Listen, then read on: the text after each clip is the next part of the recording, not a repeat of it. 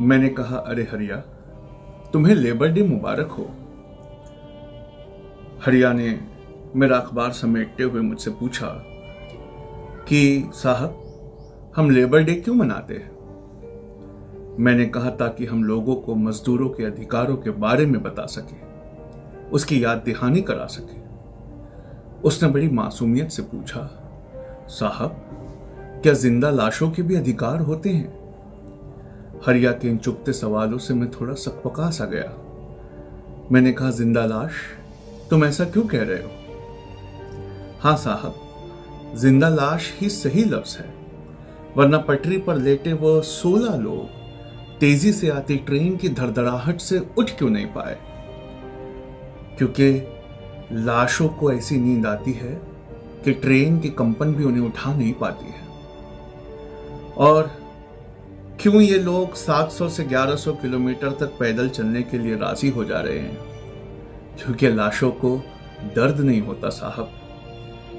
मैंने बात को बदलने के लिए अखबार में से एक नया आंकड़ा कोट किया। जानते हो हरिया, पिछले 7 हफ्तों में अमेरिका में 33 मिलियन रोजगार गए हैं। उसने बड़ी मासूमियत से पूछा, मिलियन क्या होता है साहब? मैंने कहा, 10 लाख। 33 मिलियन यानी 3 करोड़ 30 लाख लोगों की रोजियां गई हैं। और उसने पूछा, हमारे भारत का क्या हाल है? मैं अब उसे CMI का डेटा कैसे बताता कि जिसके अनुसार भारत में 12 करोड़ 20 लाख नौकरियां जा चुकी है। अभी मैं सोच ही रहा था तो हरिया ने कहा कि भूखे मरने से तो अच्छा पैदल चलना होता है ना साहब। मैंने कहा, मैं समझा नहीं। हाँ साहब, 10 बाय 20 की खोली में जब 10 लोग रहते हैं तो कोई भूख से किसी को नींद नहीं आती, लेकिन जब वो पैदल चलते हैं तो इतनी थकान हो जाती है कि पटरी भी तकिया बनकर उन्हें सुला देती है। पेट में भूख और कंधे पर बच्चा, मौत भी शर्मिंदा होती है कि मजदूर अभी सफर में है। और मैं सोचने लगा कि हालात में इसे क्या बताऊं, क्योंकि हालात तो इससे ज्यादा खराब है। बहुत सारी गर्भवती मजदूर औरतें अपने 6 से 7 महीने के हमल के साथ पैदल चल रही हैं, और जब 5 किलोमीटर चलने के बाद किसी दीवार से रुककर खड़ी होती हैं तो उस पर उखड़े हुए पेंट से एक एडवर्टाइजमेंट लिखी होती है कि भारत सरकार के मातृत्व सहयोग योजना का लाभ उठाइए, या फिर मजदूर तबके और गरीब तबके को झांसा देती हुई एक एडवर्टाइजमेंट लिखी होती है कि शुक्राणु के कमी और कमजोर मरीज हकीम वैद्य से यहां मिले।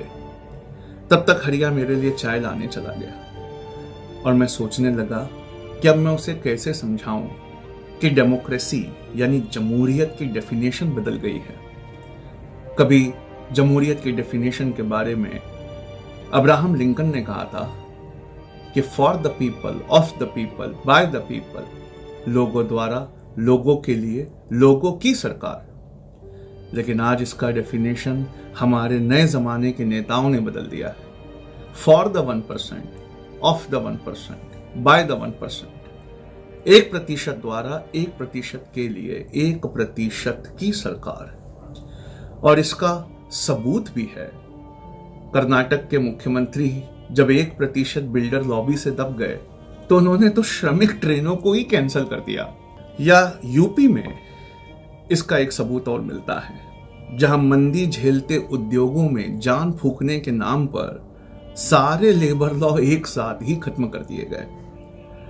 और ऐसा करने वाला कोई और नहीं बल्कि एक कर्मठ योगी है, जिसने संसार त्यागने के बाद मुख्यमंत्री की कुर्सी संभाल ली। गांधी जी इस देश को बंधुआ मजदूरों से आजाद कर गए थे, लेकिन जिस तरह से हमारे मुख्यमंत्रियों ने एक एक करके लेबर लॉस को खत्म किए हैं, शायद बापू की 150वीं जयंती पर ये उन्हें एक उपहार देना चाहते हैं।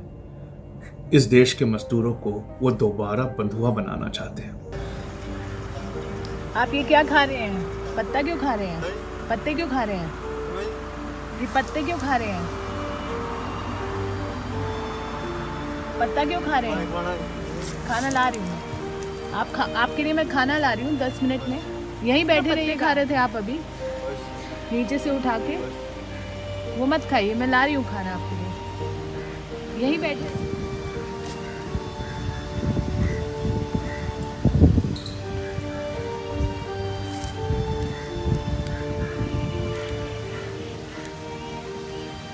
अच्छा है खाना?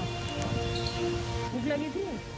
अभी 1921 में ही हमारे दिलों की ठंडक भगत सिंह ने कहा था कि इस देश की असली आर्मी फैक्ट्रीज और खेतों में है, बस वो अपनी हैसियत नहीं जानती। आज भगत होते तो देखते ये बिना हैसियत के लोग एक बस ढूंढ रहे हैं अपने घर जाने के लिए। आपने कहा था बस वो अपनी हैसियत नहीं जानते, और यहां ये बिना हैसियत वाले एक बस ढूंढ रहे हैं अपने घर लौटने के लिए। भगत, देखिए अपनी आंखों से आपका भारत कहां पहुंचा है। या उस एमपी में चलकर देखिए जहां लेबर लॉ को ऐसा खत्म कर दिया सुरक्षा के नाम पर कि एक मिक्सर में छुप कर 16 लोग जा रहे थे।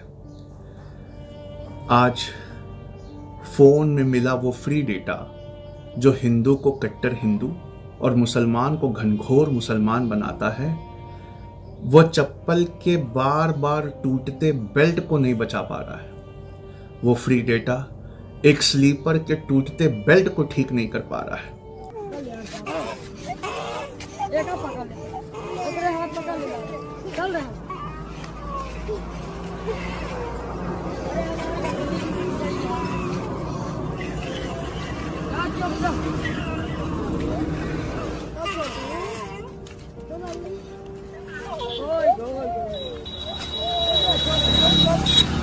तिलमिलाती धूप की चमक से बचने के लिए आंखों को मीचे मजदूर ऐसा चल रहा है कि उसकी आंखों में 5 ट्रिलियन इकोनॉमी का सपना ही नहीं समा पा रहा है।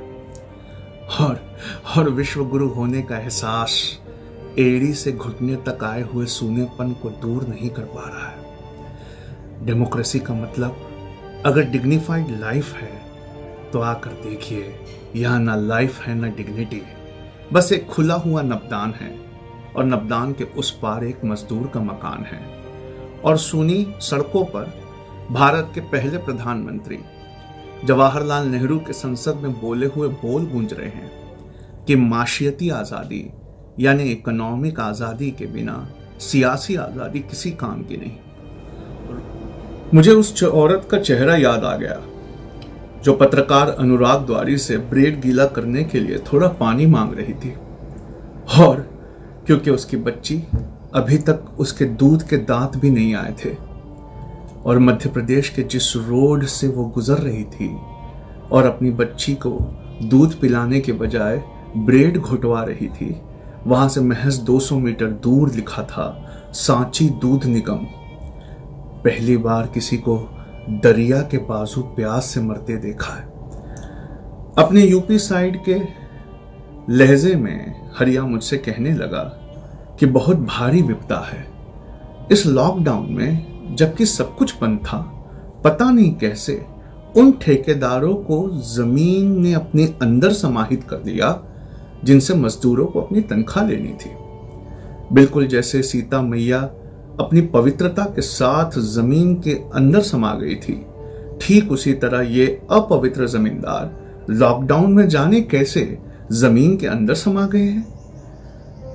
काश कि प्रधानमंत्री किसी दिहाड़ी मजदूर या चाय वाले के बेटे होते तो पहले सबकी दिहाड़ी दिलवाते, फिर 3 दिनों तक श्रमिक ट्रेनें चलवाते और फिर लॉकडाउन लगवाते। वह जानते कि गांव से कमाने आए ये भीड़ शहरों में गटर के दोनों तरफ या रेलवे के एंक्रोचमेंट करी हुई जगह पर रहती है, जहां कभी सारे शहर का मलबा फेंका जाता था, उन मलबों में अब इंडिया का डेमोग्राफिक डिविडेंड रहता है। जब मजदूर अपनी पूरी ताकत से खाने का लुकमा उठाता है, तब उम्मीद भरी नजरों से उसका एक छोटा बच्चा उसके पास आकर खड़े हो जाता है, और फिर मुन्ना भाई के लफ्जों में अपने जिस्म में कुछ केमिकल लोचा हो जाता है और अपनी भूख खत्म और लुकमा मामू उस बच्चे के मुंह में चला जाता है। आज समझ में आया कि अल्लाह ने जन्नत को माँ के कदमों में क्यों रखा और उसका दरवाजा पिता के कदमों में क्यों रखा।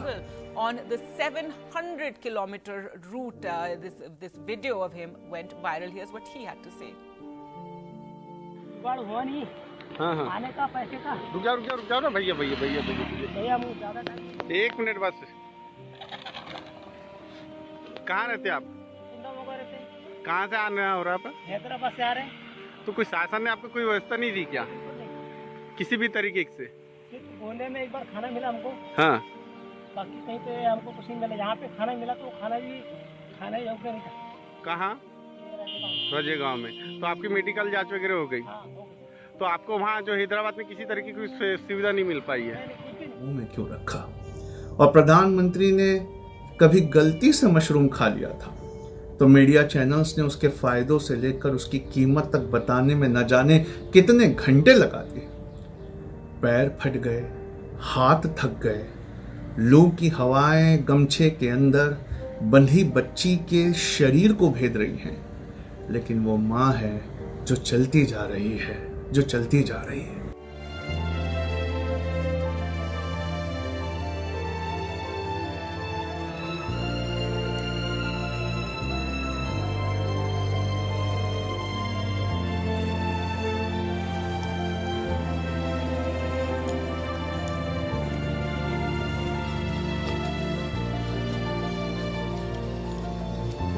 सांची दूध संघ और अमूल आइसक्रीम की एडवर्टाइजमेंट बैनर के नीचे कुछ दूर रुकने पर ठंड भी महसूस नहीं हो रही है और दूसरी तरफ 70% बढ़े हुए सेल्स टैक्स के साथ रम और विस्की धड़ाधड़ बिक रही है। ये उस बच्ची को क्या जवाब दोगे साहब, जो ठाणे से जौनपुर 1500 किलोमीटर माँ की गोद में चली थी और जब 1350 किलोमीटर पूरे हो गए तो उन्हें एक टैंकर ने पीछे से कुचल दिया।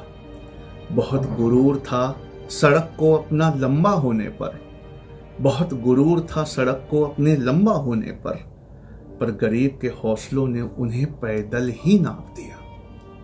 When her water broke, other women who were walking along with her took her to a side and without any hospital or professional medical assistance covered her with the sari and helped her give birth. No doctor also meant that there was no way to ascertain the mother or the baby's health in that moment, and without even any food or water or adequate rest, the woman soon resumed her journey. This family then walked all the way to Madhya Pradesh's Sendwa. Walking along with them on the sun-baked roads was an 8-month pregnant wife of another labourer. On reaching Sendwa, they were noticed by the head of the police station. अजाब आएगा साहब अजाब, हरिया कहने लगा।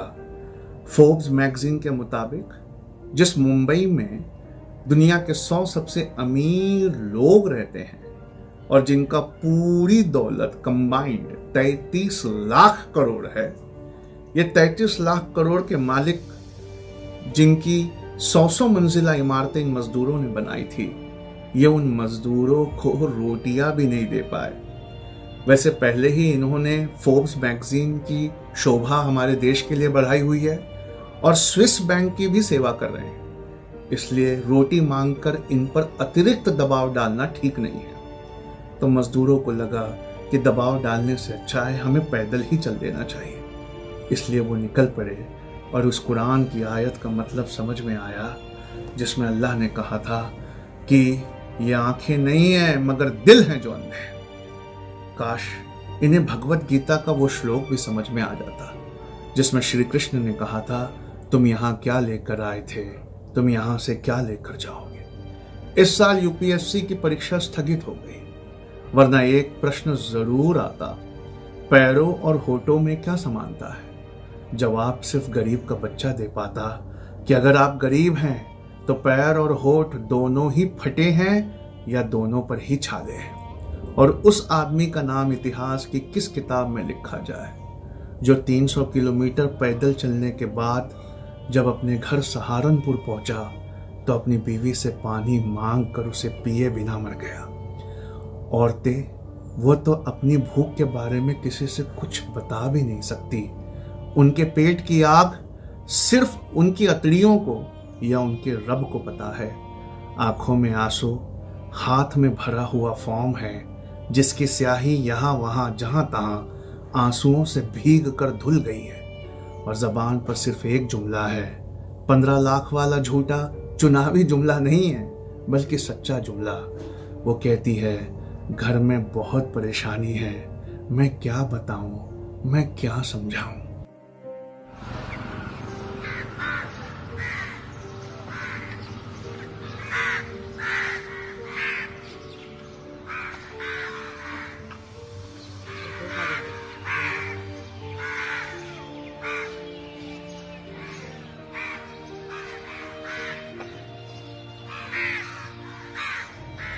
मैंने तो रामायण नहीं पढ़ी, इसलिए मैं नहीं जानता कि जब सीता माँ को भूख लगी होगी पैदल चलते चलते, तो उन्हें दिलासा देने के लिए श्री राम ने क्या कहा होगा। लेकिन मैंने हदीस पढ़ी है और मैं जानता हूँ कि जब 3 दिनों की भूख के बाद हजरत आयशा ने रसूलुल्लाह से कहा था कि भूख बर्दाश्त नहीं होती, तो उन्होंने मुस्कुरा कर कहा था, हमारे पैगंबर मोहम्मद ने कहा था कि घबराओ नहीं, भूखी अतड़ियाँ जन्नत का दरवाज़ा खटखटाती हैं। अगर आज पैगंबर मोहम्मद जिंदा होते सल्लल्लाहु अलैहि वसल्लम, तो इस साल नए तरीके का हज होता। काबे के गोल चक्कर काटने के बजाय वह गोल रोटी जिसके चक्कर में दुनिया है, उसे बांटने पर हज का सवाब मिलता। और ये सब मानवता के इतिहास की बेहतरीन हस्तियां अपने मानने वालों को मदीने से मुस्कुरा कर देख रही हैं कि इस बार की ईद कैसी मनाई जाएगी, नए कपड़ों में इतराकर या नाथ के सर पर हाथ रखकर। वैसे चारों धाम की यात्रा उस बेटे ने कर ली जो अपनी माँ को गोद में उठाकर 1000 किलोमीटर पैदल चल दिया था। और शायद इस वक्त वो CBSE में पढ़ाए जाने वाले श्रवण कुमार से अफजल है, क्योंकि उसकी माँ ने हर कदम पर उससे कहा होगा कि बेटा मुझे यहाँ छोड़ दे, लेकिन वो अपनी माँ को ढोता रहा। वैसे CBSE की बेहतरीन तालीम का अंदाज़ा इस बात से लगाया जा सकता है कि वहाँ पढ़ने वाला हर बच्चा अपने देश के इस हाल से दुखी और नाराज़ है। वो अपनी माँ से बात भी नहीं कर रहा, क्योंकि पिज़्ज़ा हट, मैकडोनाल्ड्स और बर्गर किंग बंद है और माँ उसकी पसंद का खाना नहीं बना रही। लेकिन इन सब के बीच में IT सेल वाले ओवर टाइम कर रहे हैं। IT सेल वाले आपको कभी ये नहीं बताएंगे कि जब मर्यादा पुरुषोत्तम श्री राम को भूख लगी थी, तो उन्होंने मुस्कुराहट के साथ शबरी के झूठे बेर भी खा लिए थे। वो बेचारे तो इस बात में बिजी है कि भगवा झंडा या हरा झंडा, आप किस झंडे को देखकर किस ठेले से सब्जी लें। तड़प तो वो अमीर भी रहे हैं साहब, जिनका गूगल के मुताबिक 300 लाख करोड़ या 1500 बिलियन डॉलर का ब्लैक मनी स्विट्जरलैंड के बैंकों में छुपा हुआ है। वह भी बड़ी बेसब्री से लॉकडाउन खुलने का इंतजार कर रहे हैं कि कब ये लॉकडाउन खुलेगा, कब वो घूमने जाएंगे। और जब मजदूर थक कर कहीं रुकते हैं तो उनकी आंखें दूर दूर तक पहले पीने लायक पानी को ढूंढती है, और जब पानी मिल जाए तो पहले अपने कंधे पर बैठे कलेजे के टुकड़े के होठों को तर करती है। वही वंदे भारत में सेवारत एयर इंडिया, उसमें अंदर आने पर अंदर घुसते ही फ्रेस्का या फ्रूटी की बोतलें मिलती हैं, या फिर शराब की वो दुकानों के बाहर देखिए जहां जालिम मिडिल क्लास की भीड़ एक अदद बोतल के लिए पुलिस से धक्का मुक्की कर रही है। मजदूरों के 12 से 13 साल के होशियार बच्चे जब चलते चलते शराब की दुकानों के बाहर ये लाइन देखते हैं तो वो बेसाख्ता अपने वालिद से पूछ बैठते हैं, क्या ये हमारे चाल की तरह ही लेटरिन की लाइन है? क्या ये लोग भी शौचालय के लिए खड़े हैं? हाँ बच्चों, मगर ये किसी और तरह का प्रसाधन है। वैसे पैदल चलने वालों से लेकर हवा में उड़ने वालों तक उन दोनों में कई बातें कॉमन हैं। यानी जमीन पर रेंगने वालों से लेकर आसमानों की ऊंचाइयां छूने वालों तक में कुछ बातें कॉमन हैं। यहाँ अपने बच्चों को अपने ऊपर उठाकर अपने ऊपर लाद कर चल रहा बाप, उस पर कर्जा है, और वहाँ एयर इंडिया का विमान जो NRIs को लाद कर ला रहा है, उस पर भी कर्जा है। तो ये बाप जो साधन बना हुआ है उस पर भी कर्जा है, और वो एयर इंडिया जो साधन बना हुआ है उस पर भी कर्जा है। और ये वही एनआरआईज हैं जो पढ़े लिखे यहाँ पर लेकिन पैसों की लालच में अपनी भारत माँ को छोड़कर मुस्लिम देशों में पैसा कमाने चले गए, और फिर ट्विटर पर मुस्लिम मजहब के खिलाफ ही जहरीले हैशटैग चलाने लगे। यानी ये थाली बजाने वालों की अलग नस्ल है जिसने दोनों ही थालियों में छेद किया हुआ है। वैसे साहब एक बात और कॉमन है, मजदूरों ने जिस भी ट्रक से लिफ्ट मांगी उसने एयर इंडिया इतना ही किराया चार्ज किया है। वहीं दूसरी ओर अफसरों और इंडस्ट्रियलिस्टों की पत्नियां भी इस लॉकडाउन के मौके को गंवाना नहीं चाहती।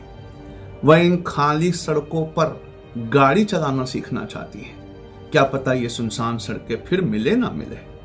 जब से मायूस मजदूर आत्मनिर्भर बन रहे हैं तब से इस इंडिया में साइकिलें भी ब्लैक हो रही हैं। तब से पूरा हिंदुस्तान मेक इन इंडिया में बनी इन साइकिलों को भी ब्लैक कर रहा है, और अमीरों के बच्चे वो अपनी महंगी कार के कांच पर पुलिस का स्टैंप किया हुआ पास शान से लटकाकर घूम रहे हैं। वैसे ये है नया इंडिया साहब, राशन कम भाषण ज्यादा।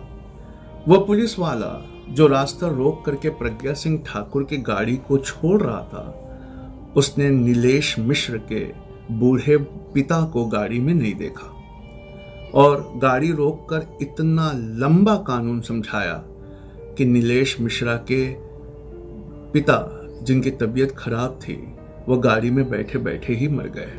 मार्टिन लूथर किंग जूनियर ने कभी पूछा था, साहब वो कानून वो कायदे किस काम के जो किसी गरीब की जान ही ले ले।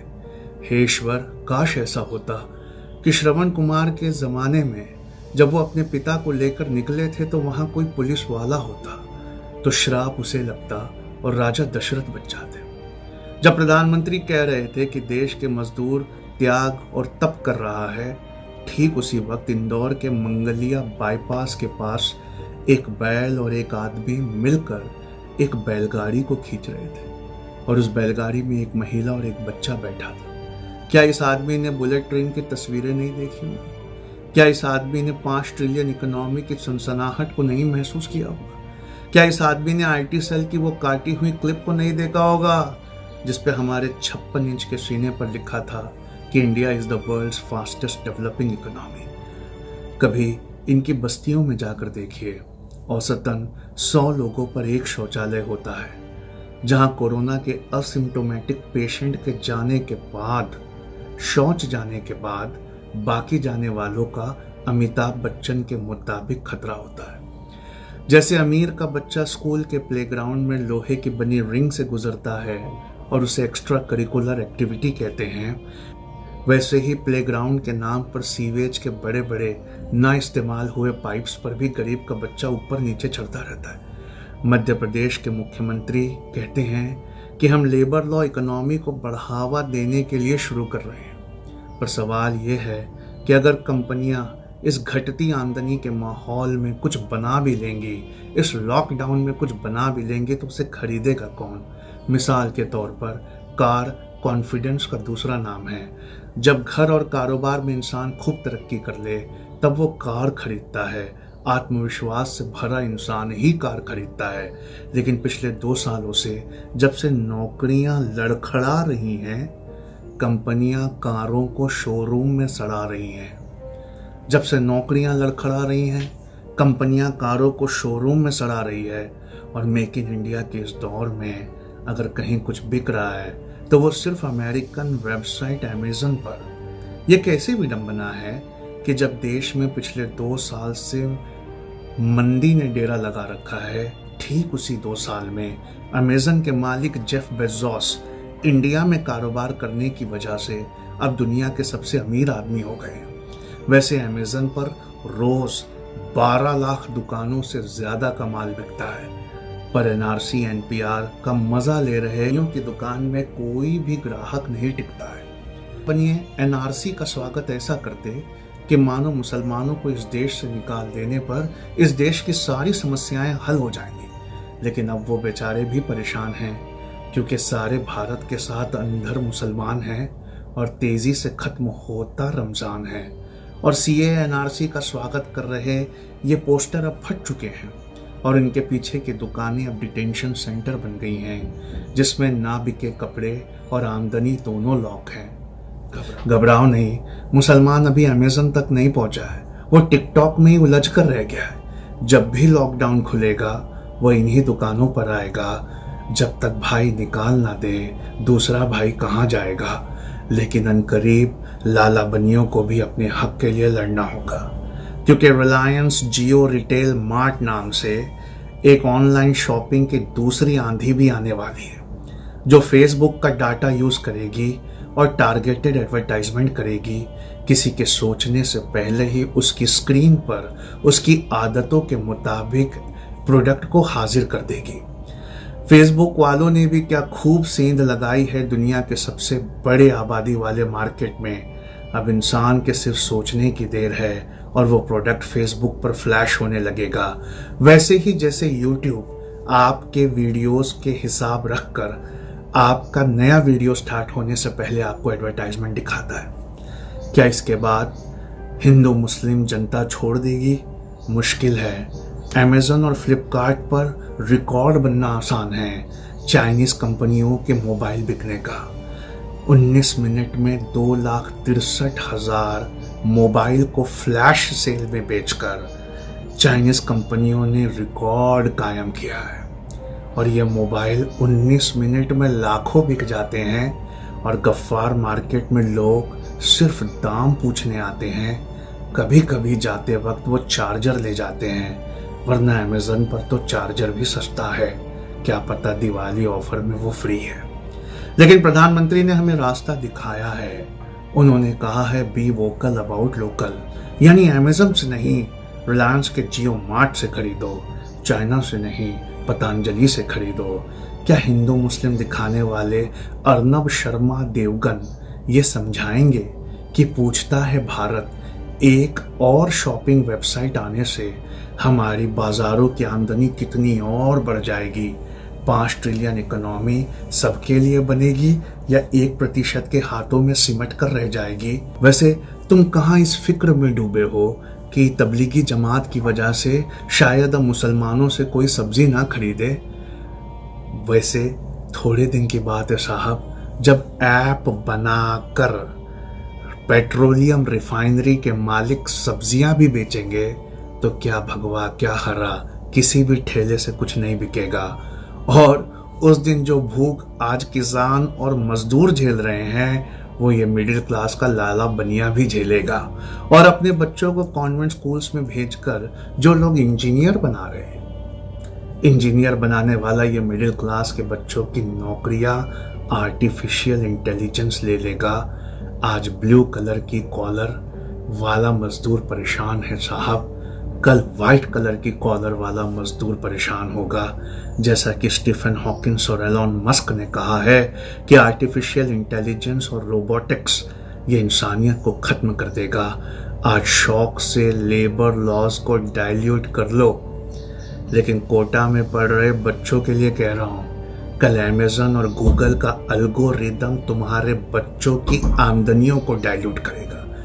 जरा सोचो, हमारा बच्चा कॉन्वेंट जाकर इंसान होते हुए रटना सीख रहा है, पर क्या वो विकिपीडिया से अच्छा रट पाएगा या सिर्री से और कॉर्टाना से अच्छा पढ़कर सुनाएगा?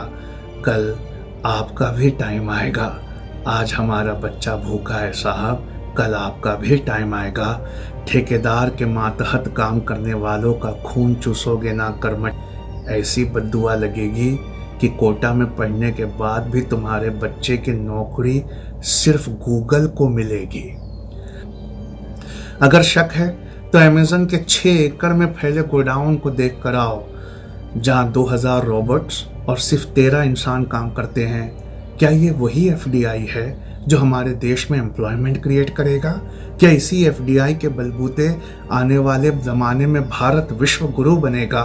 इंडियन मीडिया बुक के वीडियोस को देखने के लिए हमारे चैनल को सब्सक्राइब करें और नोटिफिकेशंस पाने के लिए बेल आइकॉन को प्रेस करें।